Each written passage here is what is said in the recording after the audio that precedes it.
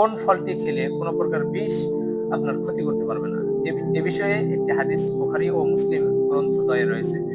আর সাদ রাদিয়াল্লাহু আনহু থেকে বর্ণিত, তিনি বলেন, রাসূল সাল্লাল্লাহু আলাইহি ওয়াসাল্লামকে আমি বলতে শুনেছি, মান তাসাব্বাহা বিসাবঈ তামারাতিন আজওয়াতিন, যে ব্যক্তি সকালে 7টি আজওয়া খেজুর খাবে, লাম তাদুররাহু যালিকাল ইয়াউমা সামুন ওয়ালা সাহর, সেদিন কোনো বিষ ও জাদু তার কোনো ক্ষতি করতে পারবে না।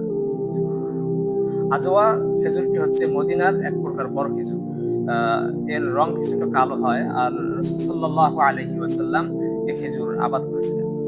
ইমাম খাত্তাবী রাহিমাহুল্লাহ বলেছেন, আজওয়া খেজুর খেলে কোনো বিষ বা জাদু ক্ষতি করতে পারে না। এটা আসলে আজওয়া খেজুরের আলাদা বিশেষ কোনো বৈশিষ্ট্যের কারণে নয়, বরং রাসূল সাল্লাল্লাহু আলাইহি ওয়াসাল্লাম ওনার দোয়ার বরকত। প্রিয় দর্শক, আমাদের ভিডিওটি ভালো লাগলে অবশ্যই আমাদের চ্যানেলটি সাবস্ক্রাইব করবেন এবং ভিডিওটি লাইক ও শেয়ার করবেন।